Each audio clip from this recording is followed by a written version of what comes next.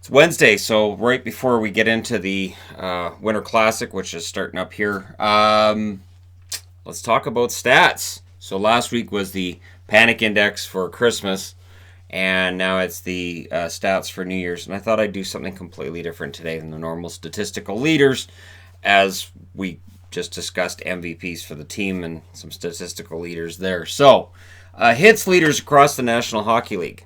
Ryan Reeves leads there with 184, which should surprise nobody. Mark Borowiecki's next with 161. He's trying to get a new contract. Brady Tkachuk, 155. Brandon Tanev, 148. Tom Wilson with 145. Brendan Dillon, 129. Braden McNabb, 128. Ristolainen of the Buffalo Sabres with 127. Matt Martin of the New York Islanders with 126. And William Carrier, also of the Vegas Golden Knights, 124. That's three Vegas Golden Knights in the top list here for hitters in the National Hockey League. It's a big part of their game. Blocked shots, I just went with the top three. Oscar Klefbom, 134. Mark Giordano with 104. Chris Tanev with 92. So both Tanevs on the board today. Takeaways. This is where it gets interesting. So when you talk about who's going to win the Selke Trophy for Best Defensive Forward, Stone makes a huge argument here with 53 takeaways. He has 27 giveaways. So I wanted to make this as clear as possible about who the best defensive ones are. Mitch Marner, 46 takeaways, but 35 giveaways. Austin Matthews, 43 takeaways, 21 giveaways. Can you imagine if at some point he's getting Selke conversations about himself? I actually can see it happening.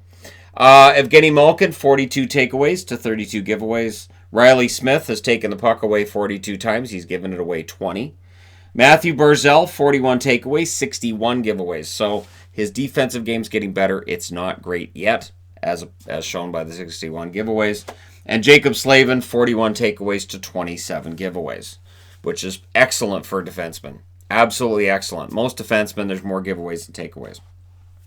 So that's that list. And yeah, the rest of them I went with team lists, because last night we saw the Rangers almost come back. And there are some people who are going, yeah, you can always come back in this league. What are you talking about? Of course you can come back. No, it's actually pretty rare. It's actually pretty rare that teams come back after being down after two periods. Leading after two, the Colorado Avalanche have a record of 18-1-2. That means 21 times they've entered the third period with a lead. They've lost in regulation once. The Vegas Golden Knights, 18-1-1. So 18 times out of 20, if they have a lead going into the third, the game's over. The Capitals, 18-1-3. Carolina's 17-1-0. The New York Islanders are 17-0-1, so they haven't lost in regulation when they're leading entering the third. And the St. Louis Blues are 16-0-4. On the lesser side of that ledger, the New Jersey Devils are 8-3-3. So that's not great, but you know what? They still have a better than 50% chance when they enter the third period with a lead of winning it in regulation. Winning it. Columbus 6-1-3. That's something they need to work on. Having leads entering the third would be huge for Columbus. They haven't been good at that this year. And Detroit 6-3. So there you go. Those are the worst ones: New Jersey, Columbus, and Detroit. And they're still above 500. Trailing after two periods. The best teams when trailing after two, the Dallas Stars are 6-10-1. That's because their goaltending keeps the goals against down, so they're not behind by a whole lot. Washington 5-8-1. Calgary's 5-16-2. That's one of the best records. Florida's 5-11-2. The Winnipeg Jets are 5-13-2.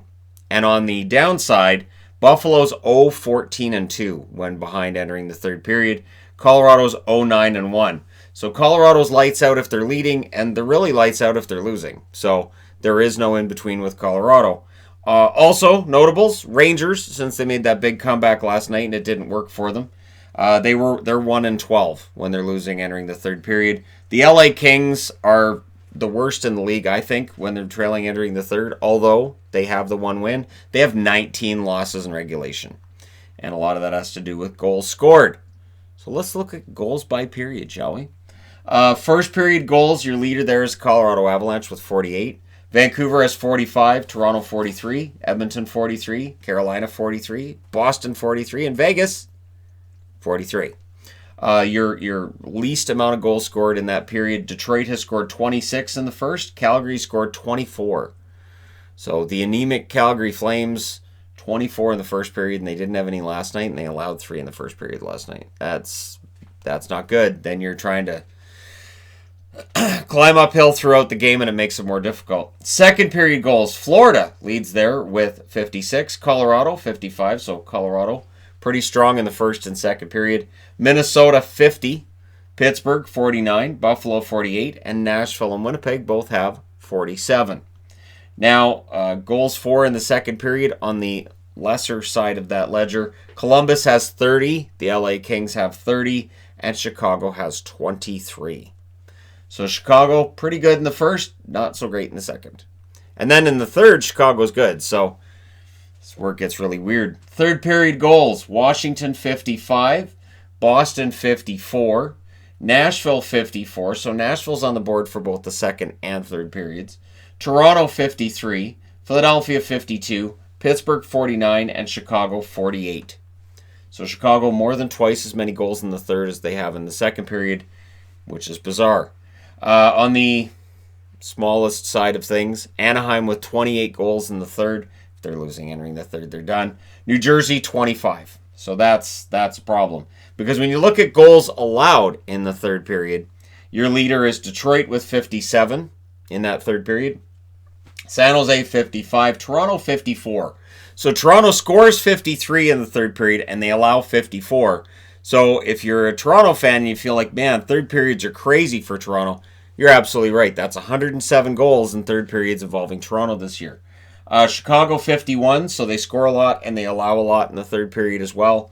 Edmonton 49, Vancouver 48, that's been a problem for them. Minnesota 48, so they have the second period goals and they allow them back in the third. New Jersey's allowing 48, which when you're scoring 25 means you're probably losing a lot. And the best teams at being stingy defensively in the third period, the Islanders with 32 goals against, Pittsburgh with 32, meaning they outscore their opposition 49-32 in the third period. That's pretty good. And Columbus with 27. So they're pretty good at making sure that they don't allow anything more in the third period than they allowed in the second and the first. So there you go. Just a little statistical information for Wednesday to open your brand new year. And I thought this would be fun. And I know people are going to be like, where's the rookie scores? Rookie scores don't change enough to have them on the board all the time. We know who the leading rookies are. It's Makar, it's Hughes, it's Olofsson, and a bunch of other people who are going to be trying to catch them. Netchus is going to get close, but yeah. So there you go. Let me know your thoughts in the comment section below as always. Don't forget, the Winter Classic starting up here.